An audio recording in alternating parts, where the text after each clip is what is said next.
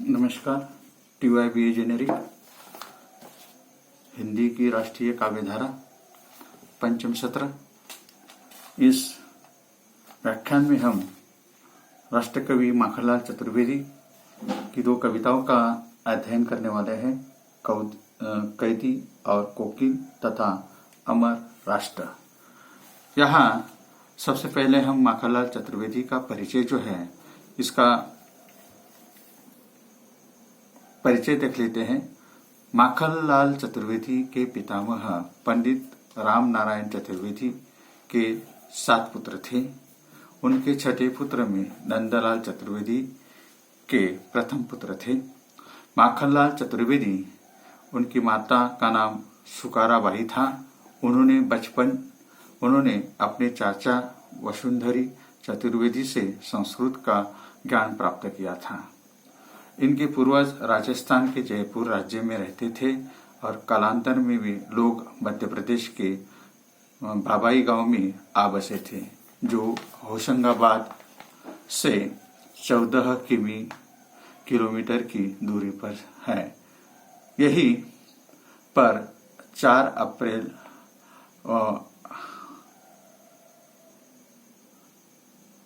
1889 में माखनलाल चतुर्वेदी का जन्म हुआ था। कवि की का जन्मभूमि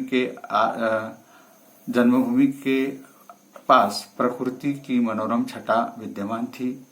विंध्याचल, सातपुड़ा पर्वत श्रेणियों के मध्य बहती हुई कल कल नंदिनी रेवा, नर्मदा की निर्मल जलराशि किसे नहीं आकर्षित कर लेती।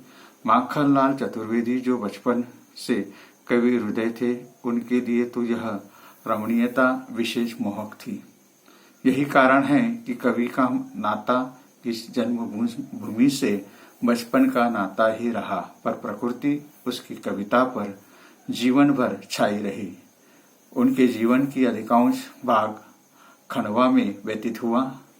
1902 में 14 वर्ष की अल्पायु में उनकी शादी हो गई। उनकी पत्नी का नाम ग्यारसी बाई था। उनका परस्पर संबंध मधुर था और 1915 में उनकी भी मृत्यु हो गई। 29 वर्ष की आयु से लेकर अंत तक माखनलाल जो विजुर रूप में ही रहे। उनकी पढ़ाई संस्कृत पाठशाला की ही पढ़ाई थी, पर वे संस्कृत हिंदी के अच्छे पंडित थे। खंडवा में उन्होंने 10 रुपए मासिक से मास्टर की नौकरी की। यह मध्य प्रदेश में सरस्वती की टंक की प्रभा नामक पत्रिका में अपने संपादक में उन्होंने निकाली हुई है। कर्मवीर आदि इनकी पत्रिकाएं हैं। इनकी कुछ महत्वपूर्ण ग्रंथ जो है या इनके जीवन के बारे में अगर हम देखें, 1921 में महात्मा जी द्वारा प्रारंभ सत्याग्रह आंदोलन में वे पहली बार जेल गए। दोबारा 1930 में भी सत्याग्रह में शामिल हुए। 1942 में के भारत छोड़ो आंदोलन में सक्रिय उन्होंने नेतृत्व किया था। जेल न जाकर उन्होंने भूमिगत रहकर आंदोलन को हवा देने का काम किया है। 1936 में मध्य प्रदेश की संसदीय समिति के अध्यक्ष चुने गए और 1939 की प्रसिद्ध त्रिचूरी कांग्रेस की स्वागत समिति के वे निर्वाचित उपाध्यक्ष थे। इस प्रकार सक्रिय राजनीति और क्रांतिकारी पत्रिका के अग्निपथ पर वे चलते हुए माखनलाल जी ने अपनी सृजनात्मक ऊर्जा को अक्षय बनाए रखा है। उन्होंने एक हाथ में क्रांति की मशाल और दूसरे हाथ में वीणा पानी की प्रतिभा से वे संभल कर रखी है। 1943 में वे अखिल भारतीय हिंदी साहित्य सम्मेलन के हरिद्वार के अधिवेशन में अध्यक्ष चुने गए। 1954 में वे साहित्य अकादमी पुरस्कार उन्हें मिला और उनसे सम्मानित किए और 1959 में वे सागर विश्वविद्यालय में उन्हें डीलिट की मानद उपाधि प्रदान की गई। भारत सरकार द्वारा 1963 में पद्म भूषण का उन्हें खिताब नवाजा गया। इस प्रकार राष्ट्र प्रेमी रचनाकार की रचनाकार में 1967 में राष्ट्रभाषा के प्रश्न पर शासन की नीति के विरोध में पद्म भूषण अलंकार लौटा दिया। इस महान राष्ट्रभक्त कवि और पत्रकार का निधन 30 जनवरी 1968 में हुआ है। ये प्रकृति के धनी हैं, प्रकृति की पूजा करने वाले हैं। उनकी कविता केवल ललकार के शोले नहीं है, अपितु इनमें हृदय को छूकर सूखने वाली अंतर की अनुमति है। यही कारण है कि प्रकृति के प्रेमी ये माखनलाल चतुर्वेदी है। उनकी कुछ रचनाएं हैं यहाँ उन्होंने दिया। कृष्णार्जुन युद्ध नाटक, हिमकीर्तिनी कविता, साहित्य देवता निबंध, हिमतगिरी कविता, माता कविता, कला और अनुवाद कहानी, समर्पण कविता, युगचरण कविता, अमीर इरादे गरीब इरादे निबंध, आधुनिक कवि भाग 6 कविता, 1960 समय के पाव निबंध, बिजूरी काजल आज रही कविता संग्रह, मनज्वार कविता, वेणु लो गुंज धरा कविता, चिंतक का लाचारी भाषण और माखनलाल चतुर्वेदी की रचनाएं 10 भागों में प्रकाशित है। तो यहाँ ये जो कवि जो है इनकी जो कविता है कैदी और कोकिल, ये यहाँ उन्होंने दिया हुआ है कि कैदी और कोकिल में वे कहते हैं कि माखनलाल चतुर्वेदी की ये प्रसिद्ध कविता है।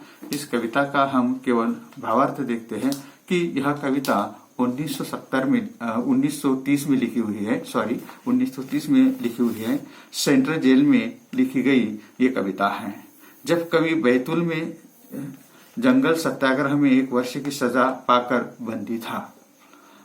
डॉक्टर प्रभाकर माचवे ने इस संबंध में लिखा है कि एक बार उन्होंने मुझसे कहा कि कैदी और कोकिल की प्रेरणा उन्हें जेल में राम गणेश गडकरी, गोविंद गज की मराठी कविता अब एक तारी ही बोल, कोकिल अब एक तारी ही बोल से मिली हुई है। इस कविता में जेल जीवन की कठिन जिंदगी का भावपूर्ण चित्रण प्रस्तुत किया हुआ है। यहाँ रात गहरा गई है, सभी बंदी सो रहे हैं। अचानक कोयल कू कू बोल उठती है। कवि के प्रश्न कविता में फूट पड़ते हैं कि इन ऊंची काली कारा की दीवारों के भीतर डाकू चोर बटमारों का डेरा है। यहाँ कैदी को पेट भर खाना भी नसीब नहीं है, मरना भी संभव नहीं, तड़पना है और रात दिन कड़ा पहरा, रात अंधेरी है। इस अंधेरी में तू भी काली मायनी क्यों जागी हो, तुम्हारे हूं का क्या कारण है। इस अंधेरे में तू भी कालीमय क्यों जागी हो, तुम्हारे हूं का कारण क्या है। इस अंधेरे में निश्वासी पहरेदारों के बूटों की संतरी का आवाजों और उनके द्वारा होने वाली 1 2 3 गन्ना के स्वर ही सुनाई देते हैं। मेरी आंखों की प्याली आंसू से भरी है, इस समय तू मधुर गाना क्यों न गाने आई हो।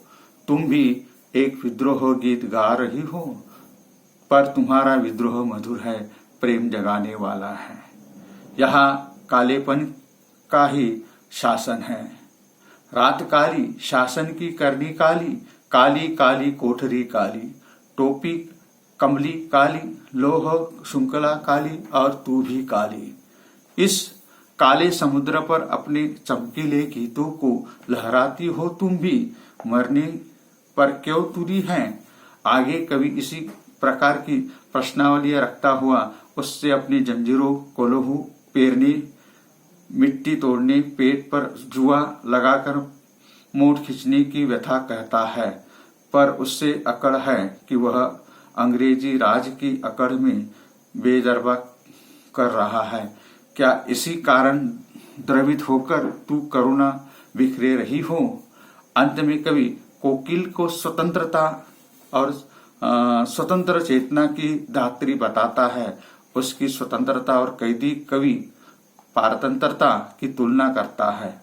कोयल, मैना और तोते सी वंदिनी नहीं होती है, वह स्वतंत्र है और उसकी वाणी भी रटाई हुई है। वाणी नहीं, स्वतंत्र वाणी है। इसलिए इस देश की सरस्वती पुत्रों द्वारा वही पूजित है। इस प्रकार यह कविता जो है, यह कविता कल्पना और यथार्थ का एक अद्भुत रसायन है, जिसमें वेदना है, स्वाभिमान है, विद्रोह के स्वर भावुक कवि की काव्यमयी भाषा में गुम्फित यहाँ दिखाई देता है कि कवि ने यहाँ राष्ट्रीय मतलब कैदी और कोकिल का जो संभाषण है, इस संभाषण को यहाँ कवि ने वर्णन किया हुआ है। और दूसरी उनकी जो कविता है, दूसरी कविता उनकी है कि यह रचना 1938 में लिखी गई रचना है अमर राष्ट्र। अमर राष्ट्र यह जो कविता है, यह क्रांतिकारियों और शांतिवादियों दलों में समान श्रद्धा रखता है। इस कविता की ध्वनि से प्रकट हो रहा है कि 1935 के अंग्रेजी शासन द्वारा दी गई स्वायत्त शासन की सुविधा पर गांधी जी के नेतृत्व वाले समझौतावादी उदार दल के कवि असहमत हैं। लुटिया डोरी माला गंजला आदि आध्यात्मिक प्रतीक छोड़कर कवि बलिदान का आह्वान कर रहा है। उसका कहना है कि वह सूली के पथ पर चढ़ना जानता है, सुविधा के मार्ग से वही दूर रहा है। उसका आह्वान है कि कवियों, यह रस की बातों का समय नहीं है, यह तीर कमाना वाला समय है। इस समय मंदिर में के पाषाण देवों को पूजना और धन संचयन दोनों व्यर्थ है। प्रलय, राग गांजो और बातचीत लेन देन की आंखें मिचोनी बंद करो। यह वैतरणी पर पार करने का नाटक छोड़कर में क्रांति का झंडा संभालो, युग नौका का खेलो।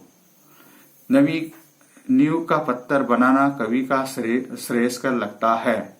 वह सुधार समझौतावादी वाली बातों को ठिकानी मानता है और घोषित करता है। अमर राष्ट्र, उदंड राष्ट्र, उन्मत्त राष्ट्र, यह उसकी बोली है। इस बोली में तिलक की वाणी की प्रतिध्वनि है। मुकुट और सिंहासन अंग्रेज राजसत्ता के प्रतीक हैं।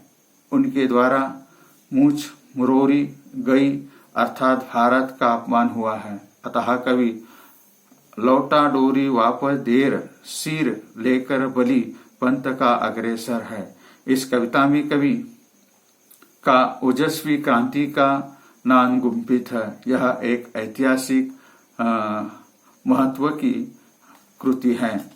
इस तरह इन दोनों कविता का भावार्थ मैंने आपने सम्मुख रखने की कोशिश की हुई है। अगले दो कवि जो हैं बालकृष्ण शर्मा नवीन और रामधारी सिंह दिनकर, ये इन दो कविताओं का अध्ययन हम अगली तासिका में करेंगे। तब तक के लिए हम यहाँ पे रुकते हैं।